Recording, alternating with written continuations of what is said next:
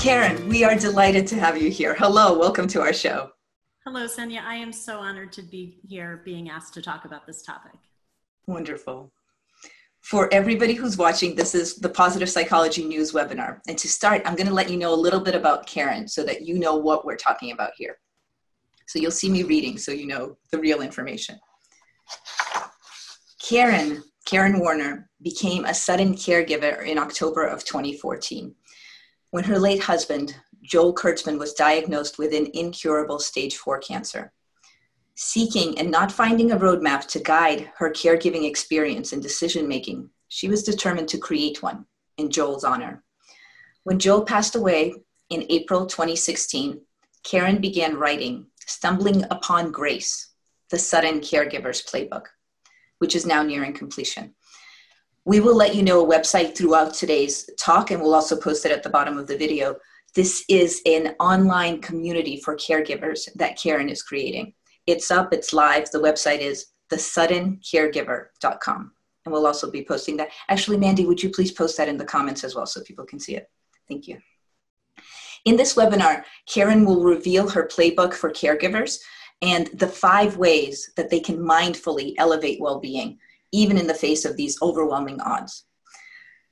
That's what this topic is about. But I want to share a few more things about Karen. I've known Karen for many years, and here are just sort of a few Karen-ish things. Karen's the founder and president of Tangible Group, which is an executive coaching and consulting company. When I first launched my coaching network, I reached out to Karen and I said, Karen, can you give me some advice? Can you tell me what has it been running a coaching network? What is it like working with a group of coaches, with your clients? And so she's really helped me a lot in starting and in continued discussions and moving my company forward. So that's been, thank you, Karen. You're welcome. And Always a couple of, say it again. Always a pleasure. Thank you. And a couple of more things about Karen. Before launching her group, Tangible, Karen had a 27-year corporate career in high-tech marketing, and she held management and executive positions at companies that include Dun & Bradstreet, American Express, Lotus Development, and IBM. Welcome, Karen. Thank you. So Karen, we do this with our guests, which is something that we love because we want to know a little bit about you as a person before we get into the topic. So we call this our rapid fire questions. Are you ready? I am ready. Okay, here we go. What do you most want people to know after listening for the next hour? 2 things that I think are most important. The first is that there are 43.5 million caregivers in the US alone. I think that number is low actually, but that's the number most people go on. This is a silent army of informal, uncompensated caregivers, and our entire healthcare system relies upon those caregivers caring for members of their family, their friends, their neighbors, and it's not a sustainable model. So if you may think you're a far away from a caregiving situation, my guess is you're closer than you think. So really what I want to share here is some tips and some ways that caregiving can be both a process that you can anticipate as well as maybe a source of well-being. That's the second piece, which is, as I was doing research for my book, I came up with what I'm calling the sudden caregiver's paradox. So there's no absence of research that says by the medical and clinical communities, caregiving is a burden. It's fearful. You're worried about running out of your resources, losing your job as a caregiver, and it could go on forever. You have no idea how long your caregiving situation will go. And all of those things are true. Caregiving sucks.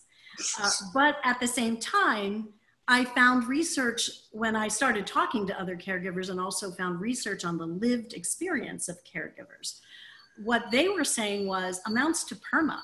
It really is that in fact, I think of them as having stumbled upon grace. They're not looking for grace. They're not out building resilience for themselves. They're just putting one foot in front of the other.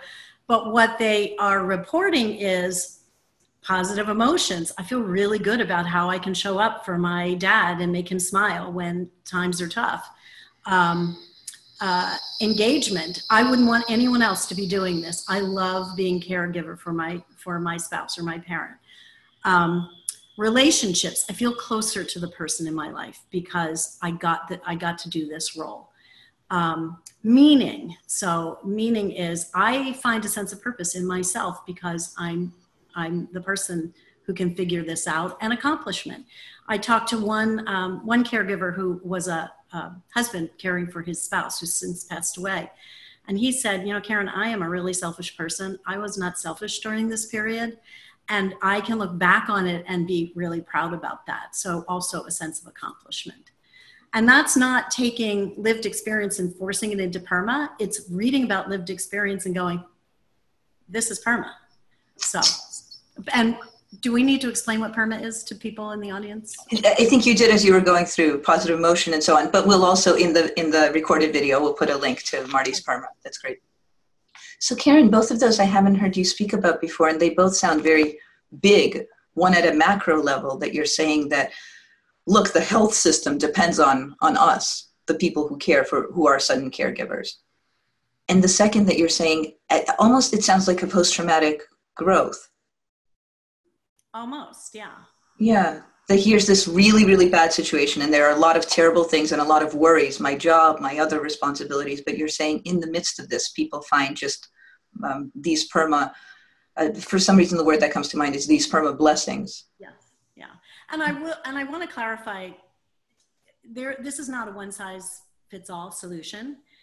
In my book, I say that very clearly. There's a lot of definitions of caregivers in the world, and there are a lot of different kinds of caregiving roles.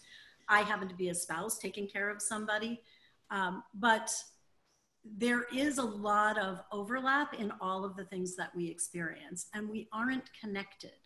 So even though experts will describe caregiving as a network, it's really not a network. And it's not a network because you don't trust the whole network. What you trust is the individuals that you might happen to be connected to, that small group of family members or friends who are there to help you.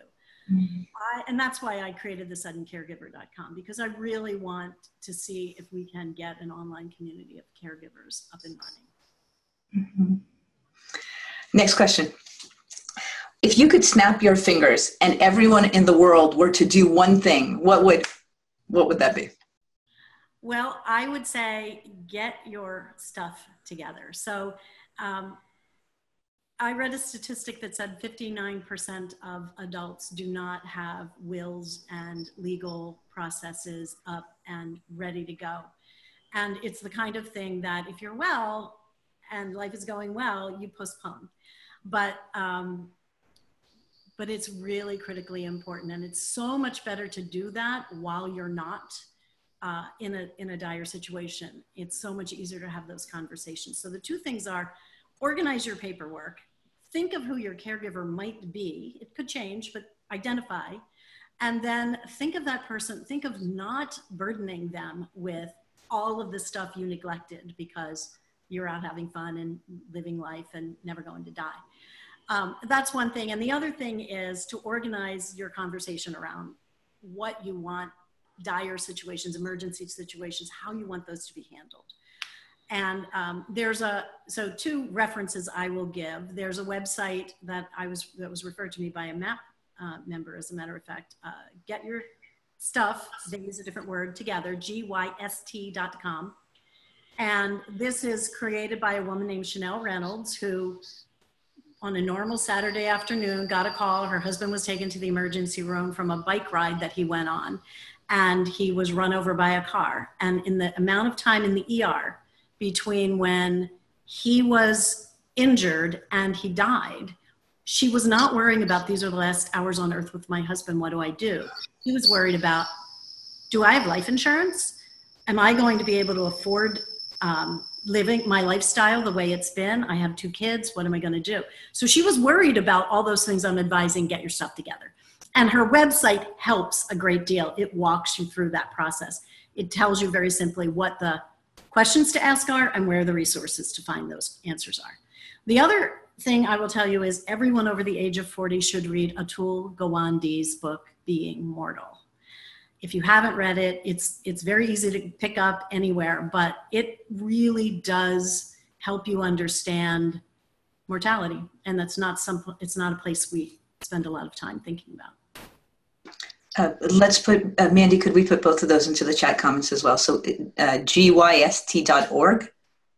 I think it's .com. .com, gyst.com, and Atul Gawande's Being Mortal.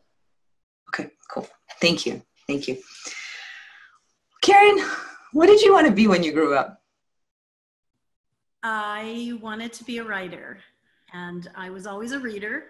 And my favorite thing to read when I was little, when I was 7 years old, was Redbook magazine short stories. I'm dating myself, I'm sure. That's crazy. When you were 7? Yeah. Oh, yeah. And Redbook magazine is for adults, right? Oh, yeah. Yeah. Oh my gosh. Yes. But I would love these stories. They were all love stories. They all had happy endings. And they were just describing worlds that I was very unfamiliar with. So when I was 7, I wrote a novel that was a love story. And it was in one of those like black and white marble covered copy books, composition books. But I wrote it in pencil and I illustrated it. I drew the characters, pictures of the characters. And I was so proud of it. And I gave it to my mom to read. And she read it and she said, she was very sweet. She's like, this is really good writing. And I can't imagine the conversation my parents had that night.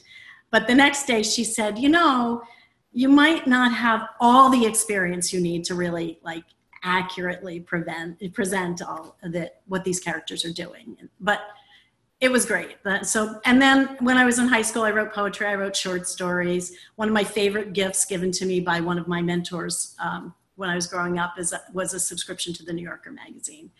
And it had, in my family, we were very blue collar. Nobody was reading the New Yorker. And you know, people would pick up this magazine and go, why are you reading a magazine that has no pictures in it whatsoever? And then when I was in college, I was an English major. I told everyone I was going to be a writer. And my first real job out of college I was a tech writer in software documentation. So I actually, for 10 years, was a professional writer. So thanks. Fulfilled my childhood dream. Yeah, thank you. That's what a story about a novel at age 7 and on that topic. Right. I wonder if I still have that somewhere. It's very thoughtful of your mom. Well, Karen, maybe. She had restraint. Karen, what's the bravest thing you've ever done? Well, being on this webinar is up there, I would say, but absolutely sudden caregiving. And I didn't think of it as bravery going through it, but looking back on that experience, you can see the moments where it just takes a lot of courage every day. And it's in the big things and the small things. Mostly, I would say, not having information, not knowing, and not being able to control much of what was happening. In fact, all of it is out of your control. So the other thing, a close second to that, is having been a single working mom. Because I raised my daughter by myself from the time she was 3.5 till I married Joel when she graduated from high school. And again, going through it, you don't think you're being brave or exercising courage. You just think, okay, this is the next thing I have to do. Hard as it is, I'm going to do it. It's only looking back on those events where you say, well, it turned out pretty well. Mm-hmm. Thank you. Thank you. What is something only you can do? I don't think I'm the only one who can do this.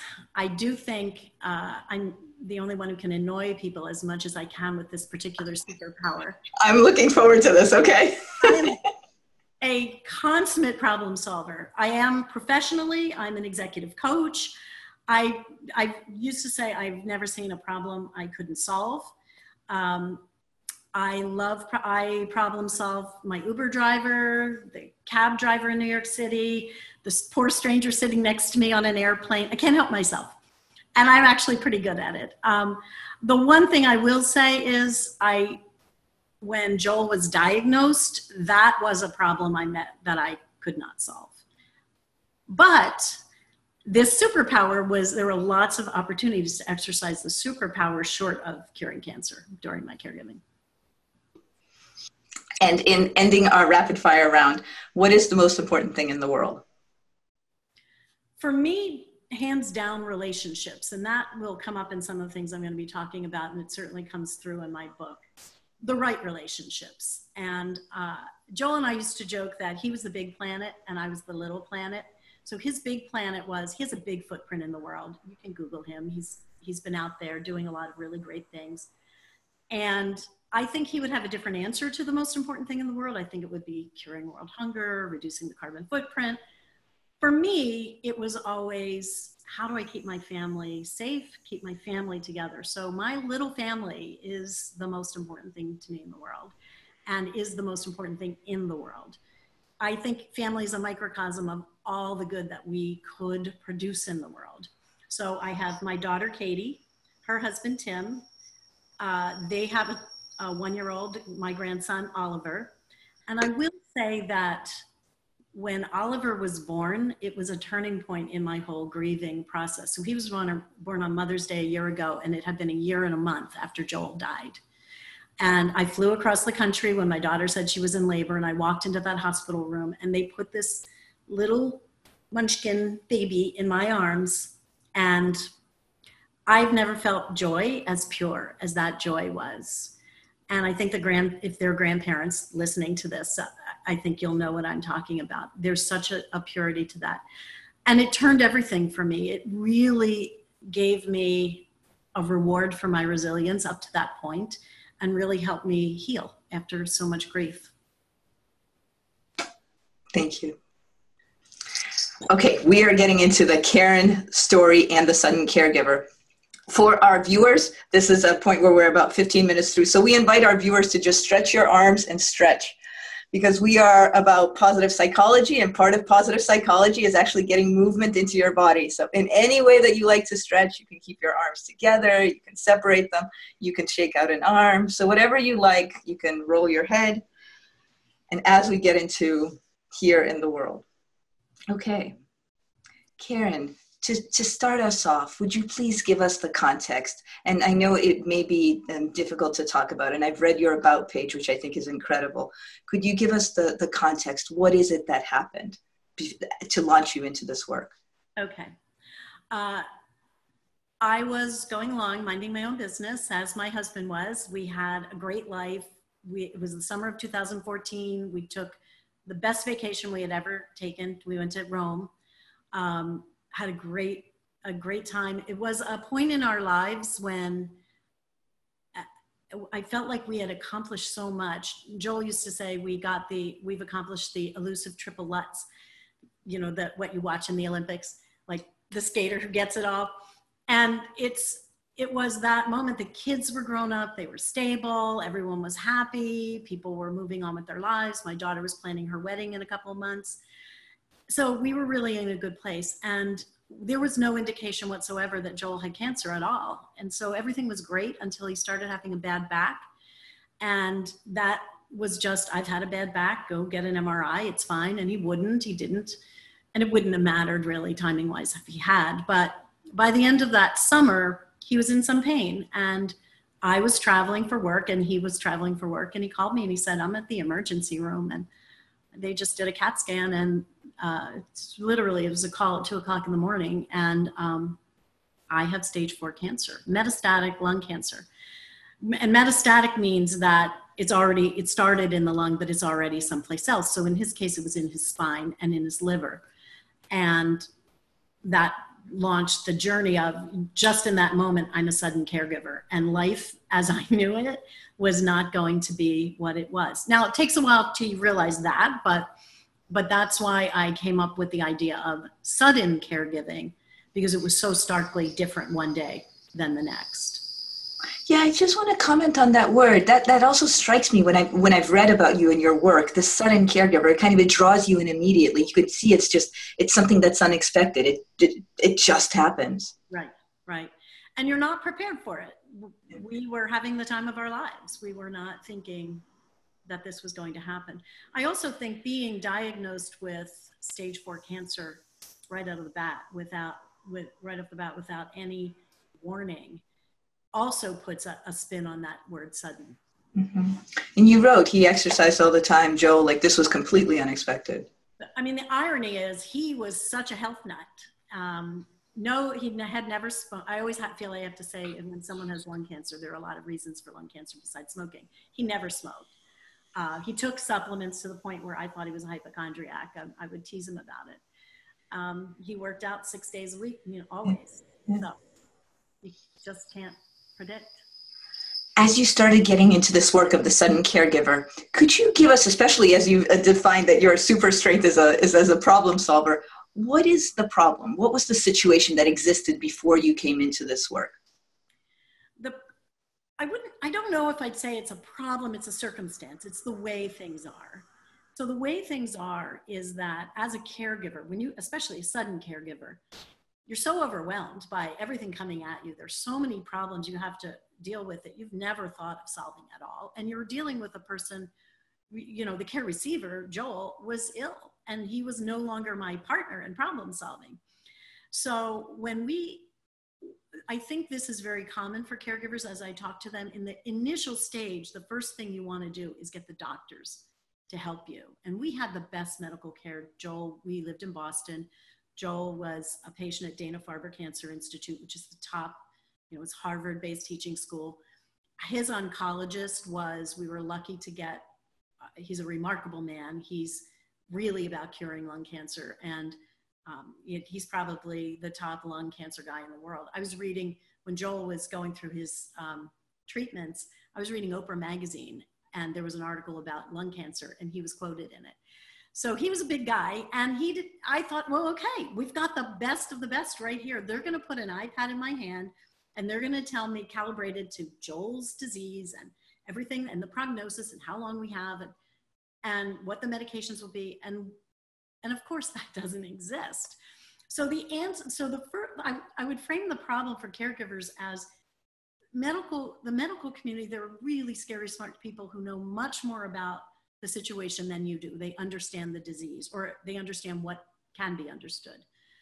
They're not going to tell you what's going to happen next. And so that's why it took me about a month to realize I've got to solve for other things. Like, am I leaving anything on the table besides chemotherapy, which is immediately Joel went into a chemotherapy program.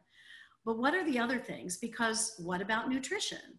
What about acupuncture?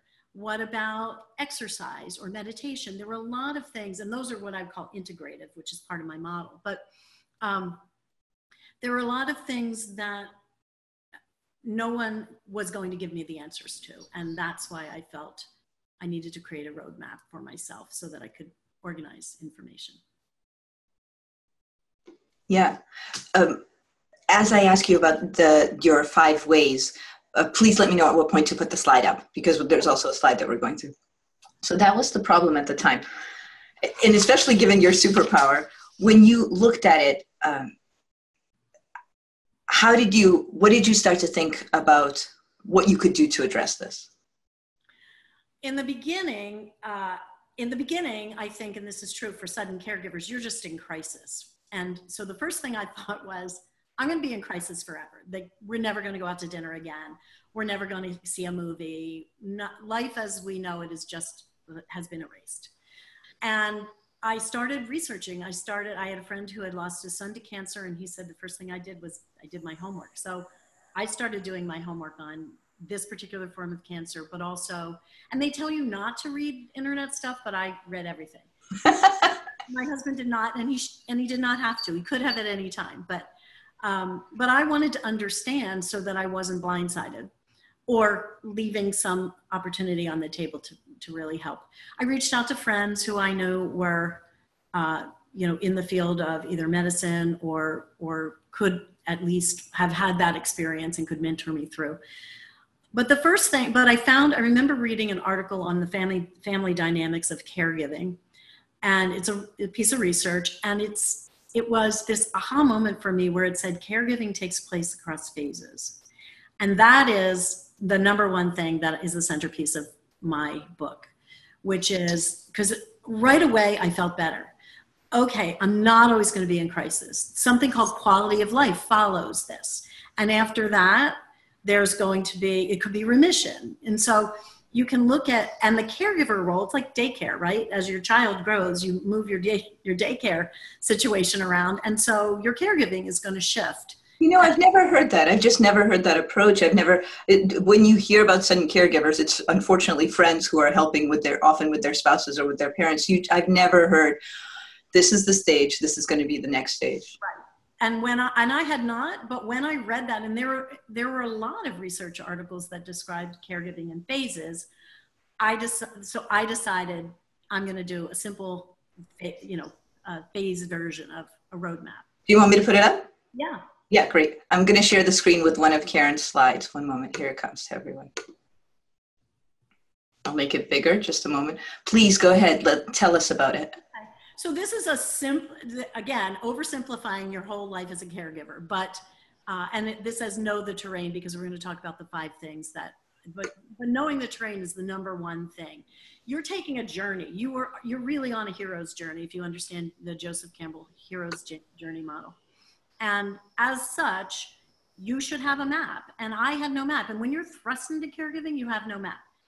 But I decided that looking at all the research, there was a simple way to chunk together what the experience was. And going back, I can tell you this is what it felt like. Crisis. And it spells the acronym CARE. I like that about this. And I give Andrew Brady, I don't know if he's on, but Andrew Brady actually told me you can't call it phase 1, phase 2, phase 3, phase 4. It's too confusing. So I named it this. So crisis, which is you get a diagnosis and then you're thrust into crisis. Eventually you stabilize. If only that you're getting used to the crisis, things normalize. And then you move into a period I call as normal as possible. People like to talk to you about your new normal. I don't like that expression because I feel like, yeah, this is our new normal, but that's more of a passive way of doing it. How can we reconstruct our lives so that, or the life, having agency for the care receiver, if it doesn't happen to be your spouse or your partner, how can you reconstruct it so that that person can experience life as normal as possible? This is the quality of life phase. And the goal of caregiving is to keep your care receiver in as normal as possible for as long as possible. Get them there as quickly as possible, keep them there as normal as possible. But life can pretty much resemble normal. Joel continued to work. That was his passion. I continued to work as much as I could. And we took trips. And you do it differently. As possible means you're not flying somewhere. If someone has a back problem, you might be loading up a car and taking a more simple vacation. But we were able to do those things. And then as normal as possible gradually fades into resolution, or it can drop precipitously into resolution. And that's what happened to us. So Joel had a surgery and he never really came back from that surgery. And that began our resolution phase. Now in my R phase, my resolution phase, I happened to lose my husband. The resolution was his death. And resolution is the phase where the caregiver and the care receiver part company, because the last phase is evolution. The caregiver has to go on by themselves and evolve into their life. But resolution could also be remittance. We're no longer in this crisis as normal as possible. We're back to much more normal, much closer to where we started. It can be that somebody's situation just stabilizes enough that they just keep, that caregiving is not as required and it's not as full-time job. But for me and for many people, they lose someone at this point and they're out of the caregiving job. And then the job is reentry. So how do you take all those lessons of caregiving, which change you profoundly, and go back home, go back to the start where you've got to pick up the pieces and figure out who you are going forward. And so that's an evolution that I think of it as a never-ending story, because you go through a lot of phases, and you get to make up a whole new life without the caregiving piece of it. But it takes a while to really understand what that's going to look like. I invite our viewers at any point to start asking questions. You can type those into the Q&A. We will have a time for it as well, but especially if this on the screen is something you have a question about, or like I said before, if there's something a parent, a partner, or even a friend of a friend who you'd like to know some specifics about, Karen will answer this in an anonymous way. We're not going to share your name. So please feel free to type in answers, whether to this first of 5 points or to the future ones. Karen, should I leave this on the screen as you do the other 5, or it's not relevant to the other 5? Oh, no, it is. It's the first thing of the 5. Okay, so would you please let us continue? These are the 5 ways, and you said it's the 5 ways to elevate well-being? Right. Can you speak to that a little bit more? Yeah, so what I said before was the caregiver is, when I read the lived experiences of caregivers, they stumbled upon these moments of grace. I started asking myself the question, well, what would it mean if you actually went out to build resilience, which is a great part of this book. If people can approach caregiving as, I can make this really a well-being experience, even though, again, the paradox, it's going to be crummy some of the time. So I suggest, there are many more than these 5 things.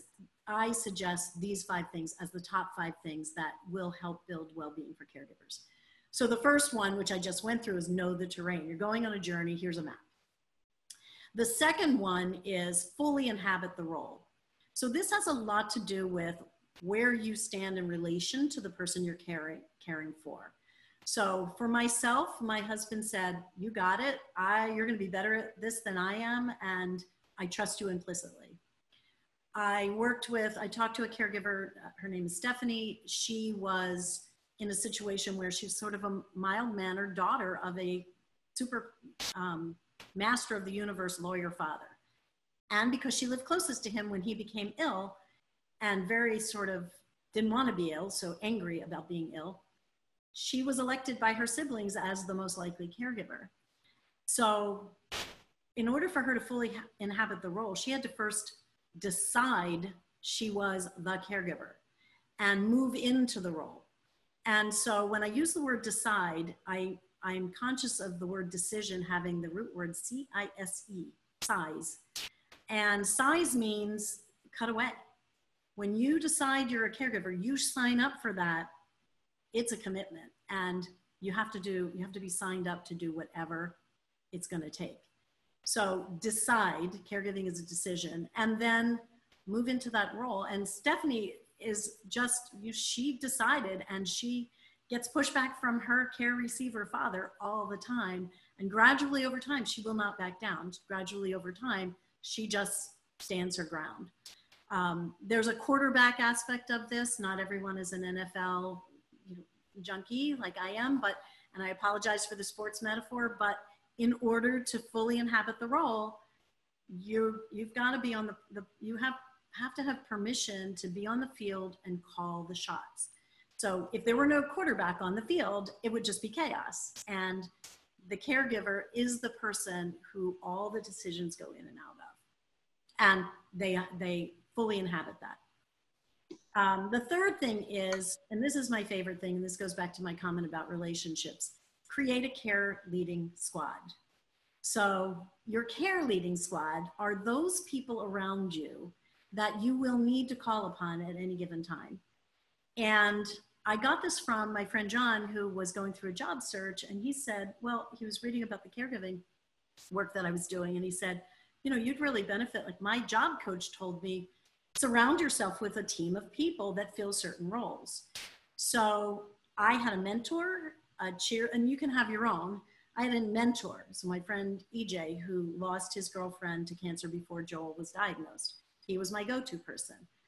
I had a numbers guy, and this also is play to your strengths. I understand my strength is not numbers. So I wanted to have somebody on hand. My friend Jean's husband, Richard, he was my numbers guy. If there was a spreadsheet, an insurance bill, something I didn't understand, he was my go-to person. A handyman. So I had my neighbor, Nick, who owns his own construction company, but he loves Joel, and Joel loved him. And so he was my guy. If there was a leak in the bathroom, life keeps going when you're a caregiver. It doesn't slow down. Winters get bad, leaks spring, steps fall off, and someone has to help you fix all that. Karen, it almost sounds like this is a good group for anybody to build at any point. Exactly, exactly. The one thing I will say for caregivers is there's one rule, which is this is not one where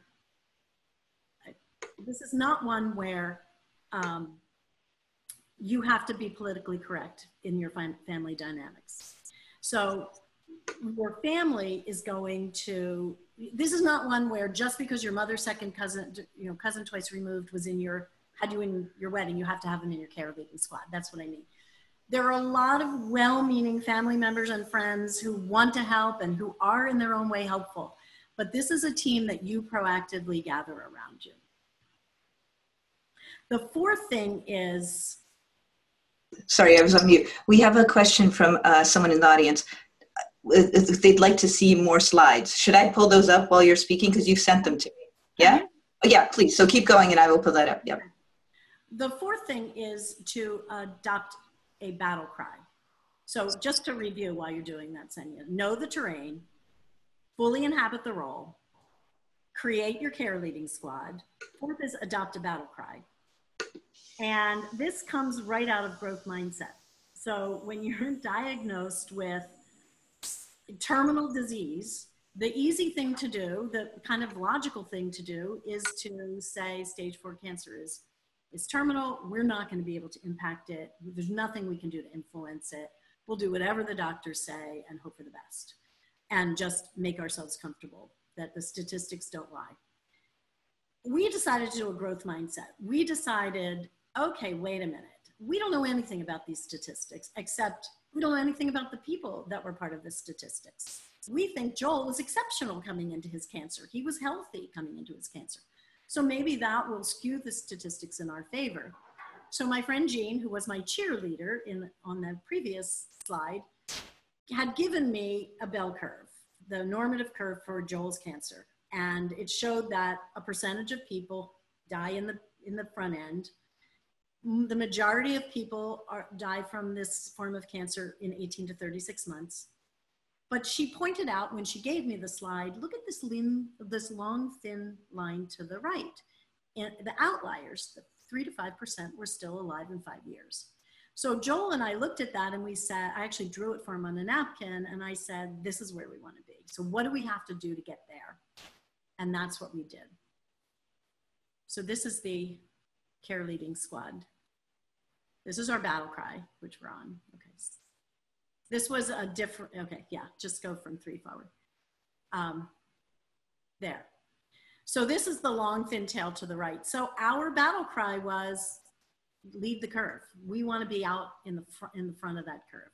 And that really was a battle cry. We would get bad news. The scans weren't good. The chemo wasn't working. We have to try something else. There's no clinical trials. Good luck with that. And we would just go, clinicaltrial.org. Maybe there's something we can find here. And that's what we did from one thing to another. And there's another important part of this. I've actually, since Joel passed away, I actually participate in fundraisers for people who have cancer. And I've been in the room with people, I've heard them speak, who are in that 5 years out in that long, thin tail to the right. So it does happen. It is possible. And our hope was, it's sort of like the girders on a Popeye cartoon. You know, he's sleepwalking and he's about to step off, but then the girder comes in and he walks across that. Okay, we're going to do chemo. And when that fails, immunology comes in. And when that fails, there's another clinical trial. And I described exactly that to Joel's oncologist. And he said, that's right. That is what, when people are out in that long, thin tail, that is how they do it. It's really, you're buying time. So that's the fourth thing. And the fifth thing is take care of you. And to me, I just go back to the simplest things, which your mom was right back in first grade or kindergarten when she said, go outside and play, eat your vegetables, go to bed on time, keep good company, and practice. You have to have a hobby. And so exercise, nutrition, sleep, friends, and fun. And so when I say go outside and play, I literally mean get outside. Even I walked in 2-degree weather in snowstorms, but I had a dog, so that helped. But go outside and play, see the blue sky, feel the air on your face. And then if you can't be outside, go to the gym. find a way to make your gym time really count, and find a way to keep that in your schedule. Eat your vegetables. I feel like nutrition is the first thing that goes, and it goes in any stress situation, but you're too busy to make food, the right food. You're too busy you're running from one thing to another. You're grabbing the worst thing for you. You're at the hospital a lot. There's not great food at the hospital. And there's a surprising amount of terrible food at those hospital cafes. So remember, and a really simple thing is keep vegetables and fruit around. If they are around, you might grab a banana or a peach or whatever instead of, the bad thing. Go to bed on time. So caregiving is a sleep interrupter. There is no question that you might have emergency runs to the hospital. You might go to the hospital at 2 o'clock in the afternoon and still be there at 3 o'clock in the morning. Go to bed on time when you can, and cultivate a good sleep habit. Keep good company. Your friends, your real friends, really want to help, and they don't know what to do. And in a way, you can't really instruct them because it's the lowest priority you have. But do make time when your friends offer to spend time with you, or even have a phone call with them so they can be caught up on things. Make time for those people. And I say that not just for them, make time for that for yourself.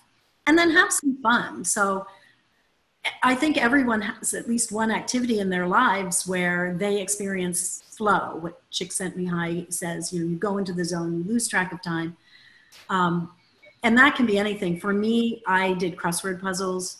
And so it's mini breaks, right? It's not like go take 5 hours and go do something. I knitted. I'm a bad knitter. I've literally never finished anything that I started knitting, but I love I love your own edited comments about yourself. I've never finished anything I've started knitting. And then I love to read. And so I would pick a book off the bookshelf. And even when Joel fell asleep with me reading it, we would read aloud to each other. And we read aloud to each other a lot, especially when he was going through chemo. So those are my 5 things. Know the terrain, fully inhabit the role, create a care leading squad, adopt a battle cry, and take care of you. Thank you. Thank you. Okay, team, all you listeners and viewers, we know you're there. We are at the point that you can ask your questions. So type it into the Q&A. Type your question in. We're going to do a few more questions as we wait for yours to come in. Karen, what has this process been like? I mean, it feels just as I get teary-eyed as the things you're describing. It's such an intense process. What has the process of working on the Sudden Caregivers Playbook been like? I would say overall elevating, not elating.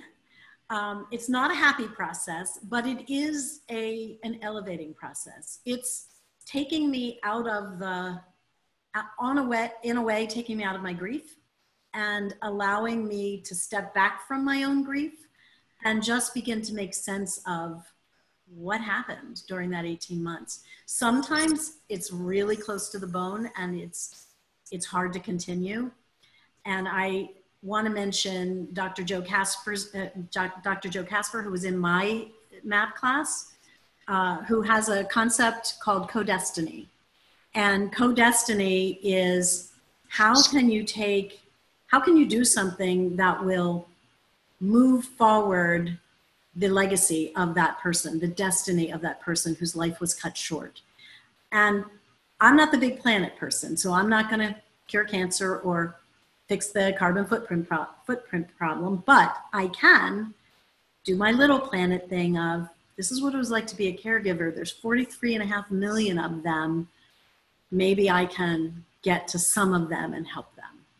So it's been a privilege to be able to do it as well as I have. I started with me and my dog alone in my house at my kitchen counter in South Carolina, and just having the support of the community and being able to have this conversation it's really awesome, literally. What if people listening today or in the recording want to also help or move this process forward or move the suddencaregiver.com forward? What should we do? What should people do? One thing is, I am not a social media maven. I built the Sudden Caregiver website by myself. and it's not completely filled out. The two things that, if people understand and want to help with, is I could use guest bloggers, like someone who has a caregiving experience who wants to write something that I can post there so that we start getting a critical mass of content. I'm also, of course, running a full-time, I have my own, on the other, my full-time job of coaching. So it's hard to do all of this all at once. The other thing is, so guest blogging and also supporting it, sharing it with people who actually need caregivers or are caregivers. And certainly, and I'm saying this completely, I would be thrilled if people email me at Karen@KarenWarner.com and just put me in touch with people who need caregivers, or who are caregivers and just want to get a shot in the arm or a boost or a pep talk. I'd be happy to help. Not just I'd be happy to help, but it's my passion to be helpful. We just shared those two things about guest bloggers and also people who need or are caregivers, for people to post that in. Here's a question from our audience. Well, I'll read it. Karen, what is your big vision for your online community? What impact are you hoping to accomplish? So the online community is, first and foremost, I would love it to be a place where people can safely gather. But my analog is, when I was a caregiver, there was a caregiving group at the local hospital, and I found it to be so supportive. And I would go to that. It was every 2 weeks, and whoever gathered. It was always a different audience. Some people the same, but people coming in and out depending on what was going on for them. And we would have a topic that was a simple caregiver topic, like, it's Christmas. What do we do when your family wants to all visit? Or I'm angry. I'm angry. This is happening to my husband. He's too young for this. How do you handle anger? So those were the kinds of things. And what I would like to do is put a community together. And this is also something people can help with. If you know of anyone who wants to actually participate in a pilot of that kind of online community, I would love to be able to get that off the ground. It's a need I have that I don't want to intrude on people who are caregivers, but that is definitely one thing.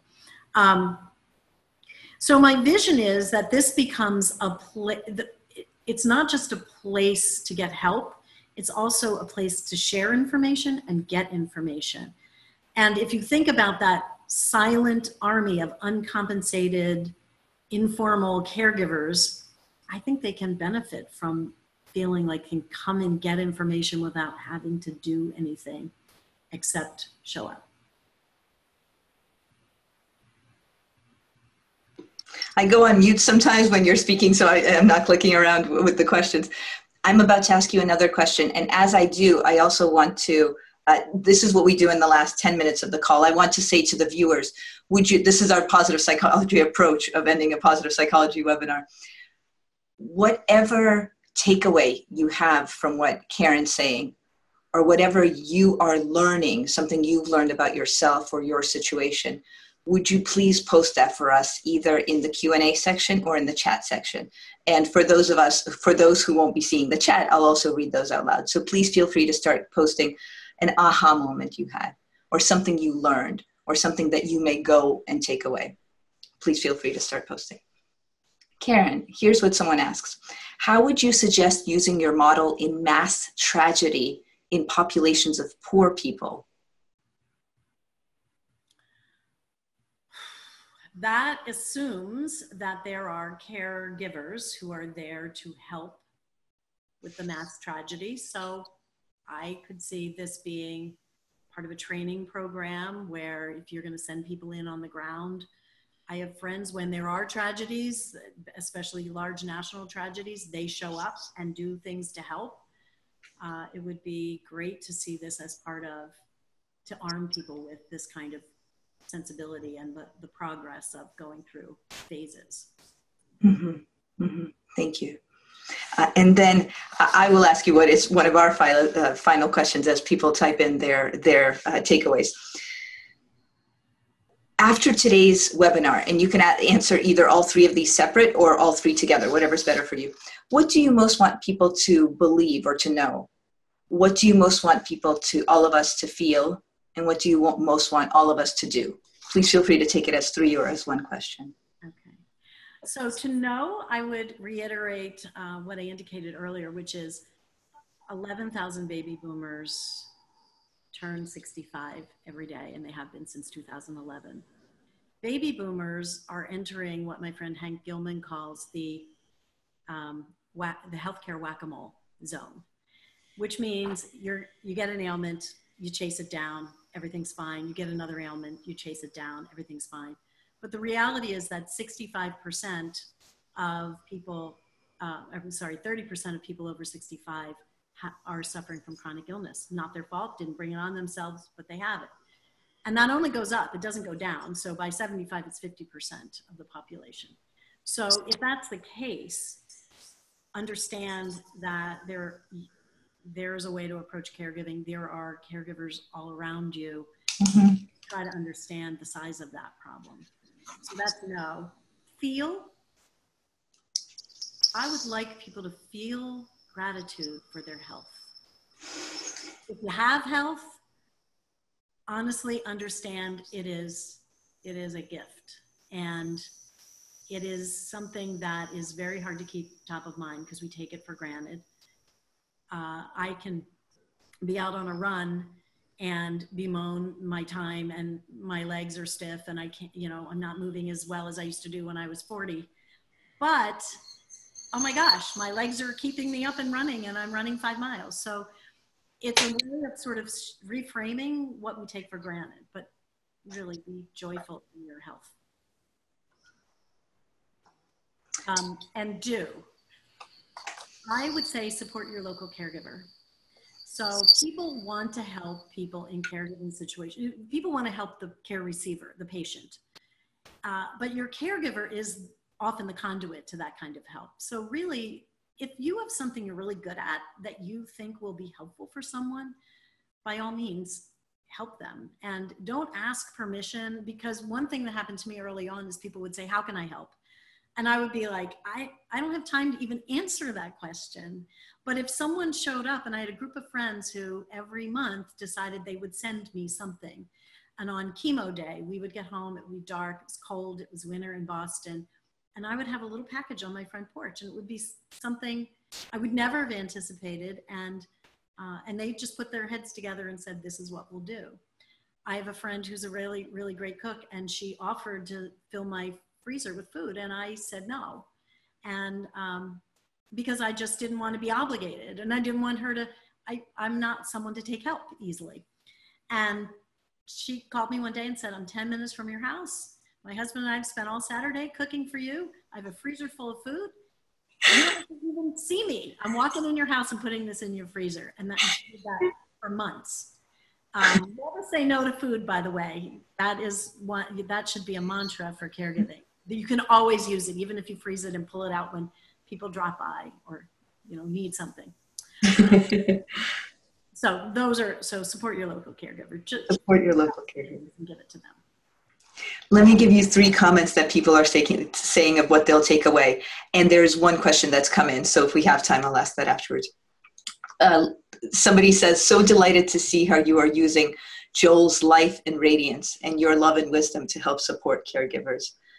I would love to, this is somebody that we know, Lisa Buxbaum, who's saying that there are wonderful things related to soaring words, caring for yourself. She'd like to share that with your community, so it sounds like she'll be in touch.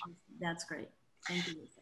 Another person says that's something that, we just got a 4th comment, but another person says the sudden aspect and how you tied it into, so the sudden aspect really hit home for this person, and how you tied it into the PERMA distinctions, that these are elevated in these 5 different ways. Another person said, get your S together, really hit home, like just gyst.com and going there and not being a burden. That really helped for someone. Comments are coming in. Somebody is saying the CARE model, your CARE model really hit home for them, and the caregiving squad, your handyman and your numbers person and all of that. And one other person is saying, love the precious, powerful stories. Thank you. This may be a very serious question to ask on, but as this person asked it, I understood that a lot of people also have it. How do you fill the immediate emptiness when that person that you're caring for passes away? How can you pick yourself up afterwards and be willing to do it again for another loved one? This might make me cry. There's no shortcut through grief. And I think the most important part of it is, the caregiving is work, work, work, work, work, work, work, work, work, and then suddenly it's over. I mean, when my husband died, that literally, I was by his side. I was the only one in the room. He breathed his last breath. And I said, I just patted his hand. It's okay, we're done. Like, there's nothing more to do. But that is a steep void it's a deep void for the caregiver. And I would recommend, and I've given it to many people, Lucy Hone's book on resilient grieving. Senya, you shared with me her IPA presentation, which I have shared with so many people, not just grieving people, but it's so wise. If you haven't seen that IPA presentation, I highly recommend it. And I mean, I keep saying put one foot in front of the other, but that's what you have to do. You come up out of it. Life gets better. You get a little Oliver and you get to experience joy again. You have that fourth stage, which is evolution, right? Evolution, yes. You have that stage. Yeah. And it's a happy stage. Really, that seems to be a takeaway in summing things of a lot of the things. It sounds like listen to the little moments. What Barbara Fredrickson says, love is in. Pay attention to those micro moments. Enjoy. Just, like you said, you still had trips. They might have been car trips instead of plane trips. Right, yeah. You've really, just from the comments that we're hearing and from me, you've given us a perspective that we haven't had before. That you're about caregiving and about jumping in and you have things you can do. Yes. Thank you. It's a good summary. Thank you so much. A big pleasure. Thank you, Karen Warner, thesuddencaregiver.com. Thank you, Senya.